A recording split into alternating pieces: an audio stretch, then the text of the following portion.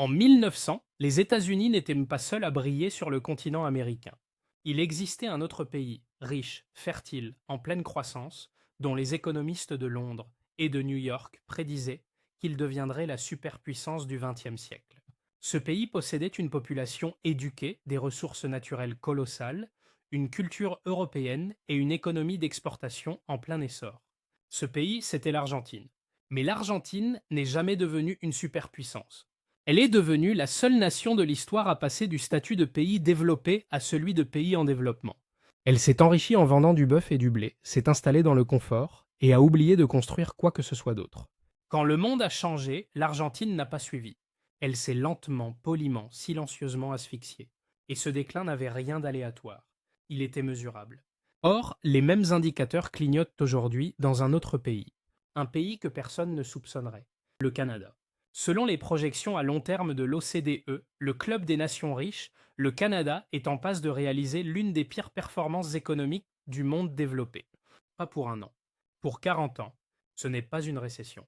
C'est une trahison structurelle. Et si cette trajectoire se poursuit, des pays que l'on considérait autrefois en retard pourraient les combler l'écart bien plus vite que les Canadiens ne l'imaginent. En 2026, le Canada présente chacun des symptômes de la maladie argentine. Un pays du G7 qui a cessé d'inventer. Une société qui a cessé de construire. Une économie qui masque son déclin derrière un boom démographique massif et désespéré. Si l'on regarde les brochures officielles, le Canada reste la version sympathique de l'Amérique. Mais si l'on regarde les chiffres, on découvre un pays qui dévore son propre avenir pour financer son présent.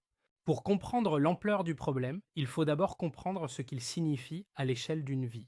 Prenons le cas d'une jeune femme que nous appellerons Sarah. Elle a 28 ans. Elle a fait tout ce que le contrat social lui demandait.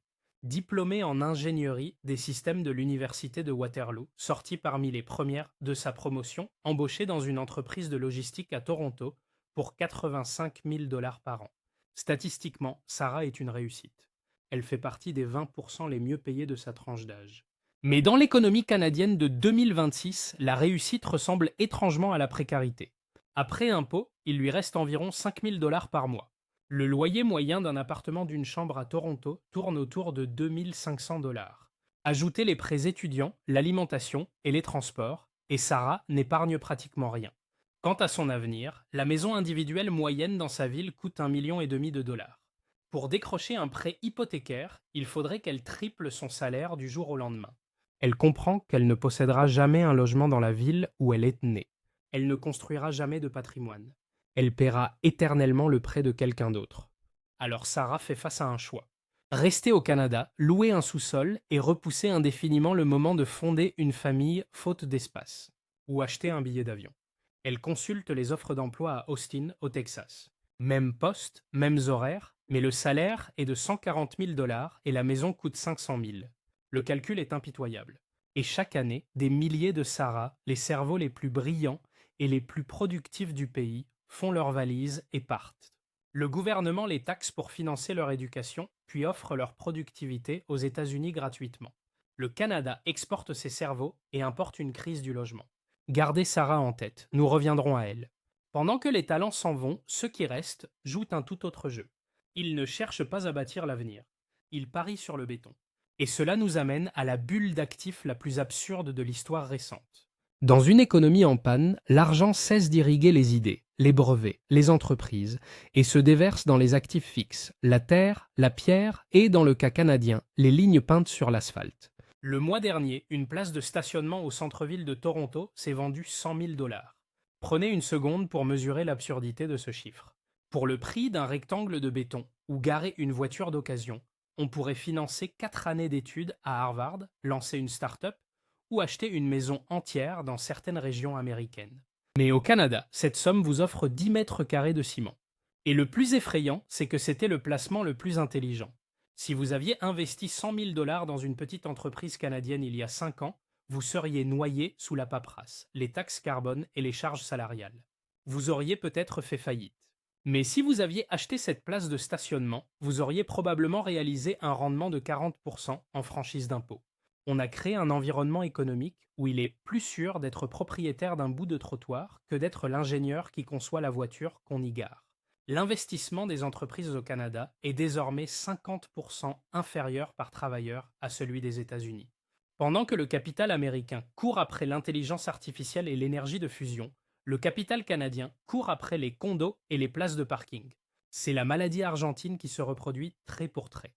Le pays a cessé d'essayer d'être compétitif, cessé d'essayer d'être intelligent et s'est contenté de presser ses actifs existants jusqu'à ce que l'arithmétique se brise. Mais si l'économie est si cassée pour les jeunes talents et si paresseuse pour les investisseurs, comment le gouvernement maintient-il l'illusion? Comment convainc-il le monde que le PIB progresse? La réponse est d'une simplicité déconcertante. Imaginez que vous organisez une fête pour 10 personnes et que vous commandez 10 pizzas. Tout le monde mange bien. La vie est belle. Maintenant, imaginez que vous invitez 10 convives supplémentaires sans commander une seule pizza de plus. Techniquement, la fête a grandi. Il y a plus de monde, plus de bruit. Mais la quantité de nourriture dans chaque assiette vient d'être divisée par deux. C'est exactement ce qui s'est passé. En une seule année, le Canada a accueilli 1 300 000 personnes, l'équivalent de toute la population de l'Estonie débarquant en 12 mois. L'économie a progressé d'1,1%, mais la population a bondi de 3,2%. Faites le calcul. Le pays s'appauvrit individuellement pour paraître plus riche collectivement. Des corps humains servent à maquiller les statistiques. Pourquoi un gouvernement inonderait-il un pays de population alors qu'il manque cruellement de logements? Parce qu'il est pris dans un piège démographique. L'urbanisation fait chuter les naissances. Le Canada a heurté ce mur il y a des années. Il a cessé de faire des enfants. Et quand les baby boomers partent à la retraite, la force de travail s'effondre. Le gouvernement a paniqué en réalisant qu'il n'avait pas assez de jeunes actifs pour financer la santé et les pensions des retraités. Alors, il a transformé le pays en système pyramidal. Un système pyramidal fonctionne en utilisant l'argent des nouveaux entrants pour rembourser les anciens. Le Canada fonctionne en utilisant les impôts et les loyers des nouveaux arrivants pour financer la retraite des propriétaires vieillissants. Le problème, c'est qu'on a invité 1 300 000 personnes à la fête sans construire les hôpitaux, sans développer les transports et sans bâtir les logements. Et pour Sarah, notre ingénieure, c'est une catastrophe supplémentaire. Quand on inonde le marché du travail, les salaires restent comprimés. Pourquoi une entreprise investirait-elle dans l'automatisation coûteuse ou les logiciels de productivité quand elle peut simplement embaucher de la main-d'œuvre bon marché? Elle ne le fait pas. Résultat, pendant que les États-Unis automatisaient et gagnaient en efficacité, le Canada s'est devenu moins efficace. Il a choisi la croissance extensive, plus de bras, au détriment de la croissance intensive de meilleures technologies. Il a pris et maintenant, le pays est coincé dans un hall d'entrée bondé avec trop de monde et pas assez d'ascenseurs. Mais si les salaires sont bas, qui achète toutes ces maisons à des prix astronomiques? Pour le comprendre, il faut quitter le monde de l'économie et entrer dans celui du crime organisé. Pendant des années, les Canadiens ordinaires pensaient enchérir contre d'autres familles. En réalité, ils enchérissaient contre des réseaux internationaux. En Colombie-Britannique, des banques souterraines blanchissaient littéralement l'argent de la drogue à travers le marché immobilier. Une enquête gouvernementale a révélé des scènes dignes du cinéma.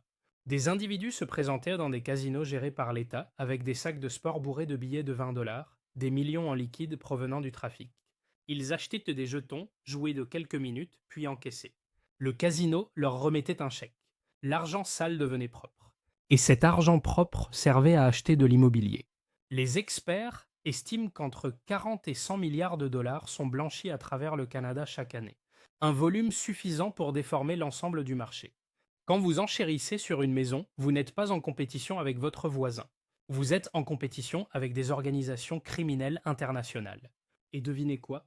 Elles ont plus de liquidités que vous. La partie la plus sombre de cette histoire, c'est que tout le monde savait. Le gouvernement savait. Les régulateurs savaient. Les forces de l'ordre savaient. Mais personne n'a agi. Pourquoi? Parce que dans une économie sous perfusion, on devient dépendant de tout afflux de capitaux qui maintient le patient en vie. L'argent sale construit des tours. L'argent sale paie les taxes de mutation immobilière. L'argent sale maintient le PIB au vert. Si l'on arrêtait le blanchiment, le marché immobilier risquerait de s'effondrer. Et si le marché s'effondre, le gouvernement perd les élections. Alors on a détourné le regard. Le Canada est devenu le coffre-fort du monde. Pendant que d'autres pays exportent des voitures ou des ordinateurs, le Canada s'est mis à exporter de l'anonymat. Il a vendu sa souveraineté aux plus offrants, transformant ses villes en parking pour le capital mondial. Et cela nous ramène à cette fameuse place de stationnement à 100 000 $.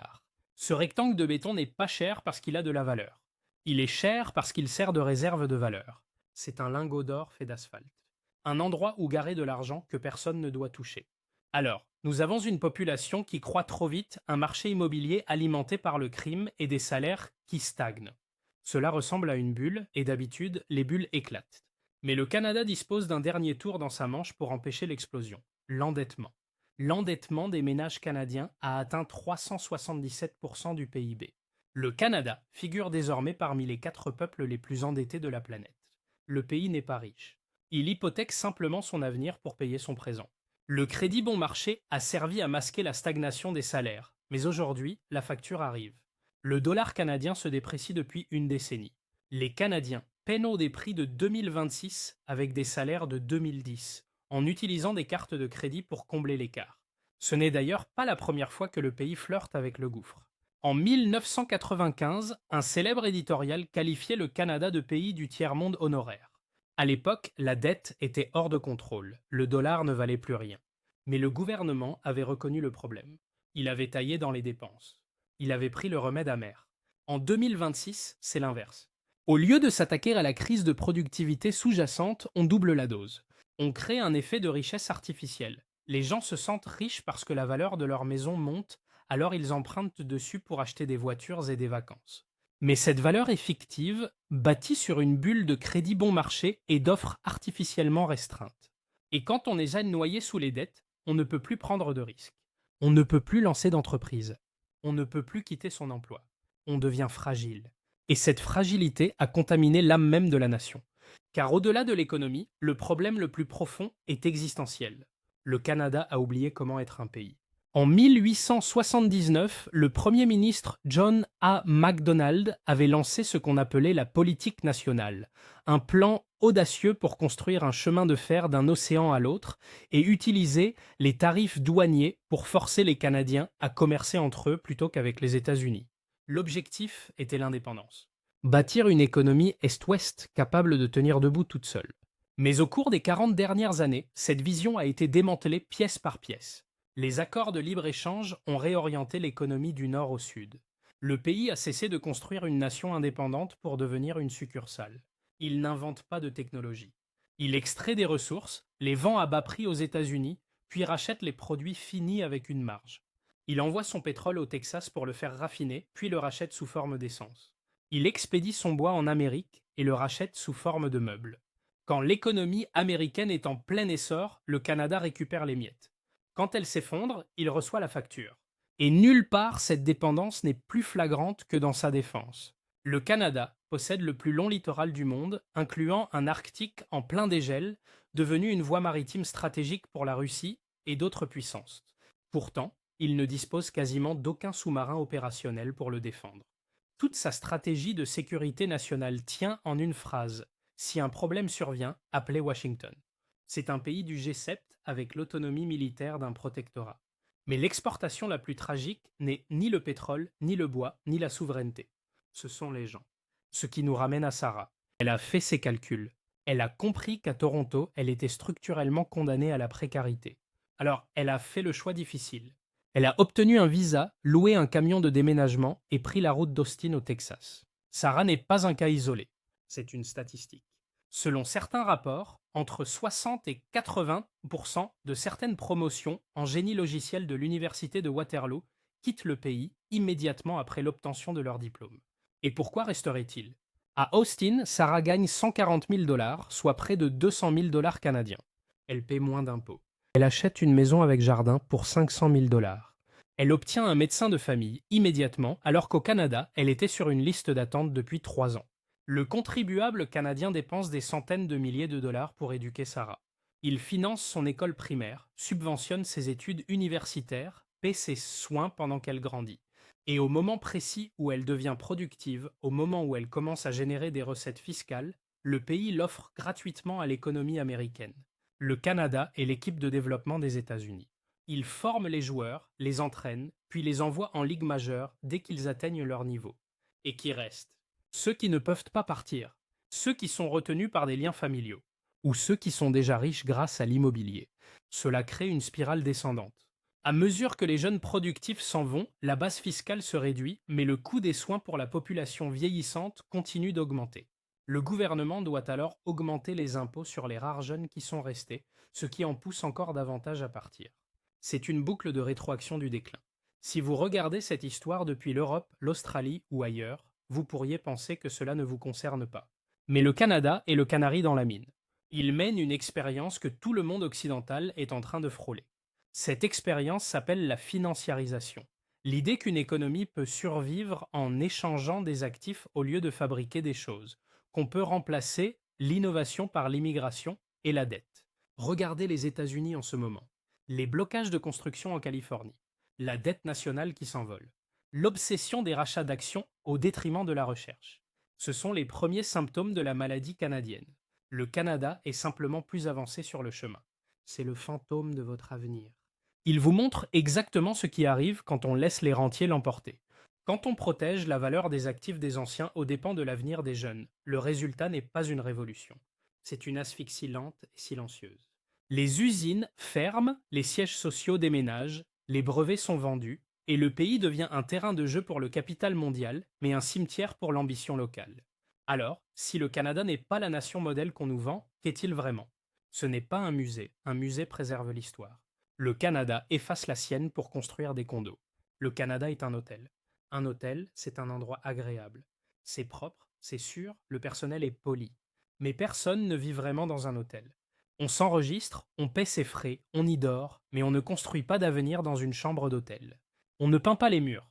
On ne plante pas de jardin, parce qu'on sait qu'on n'est pas chez soi.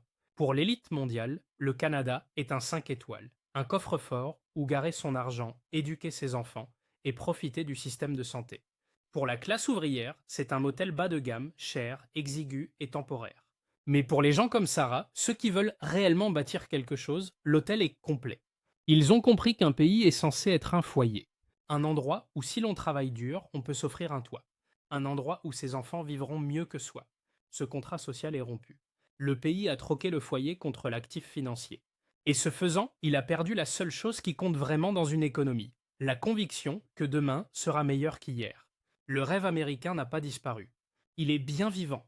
Il exige simplement un passeport, un camion de déménagement et une route vers le sud. Le Canada est un endroit magnifique, l'une des plus belles civilisations jamais construites. Mais l'histoire est cruelle envers les nations qui choisissent le confort plutôt que la croissance. Et en ce moment, la pancarte ouvert est allumée, mais il n'y a personne à l'intérieur. Et maintenant, une question pour vous. Pensez-vous que votre pays présente les mêmes symptômes? Le logement inaccessible, la fuite des talents, le capital paresseux qui préfère la pierre à l'innovation? Dites-le en commentaire, je suis curieux de savoir quel pays vous reconnaissez dans ce portrait. Parce que la maladie canadienne ne connaît pas de frontières.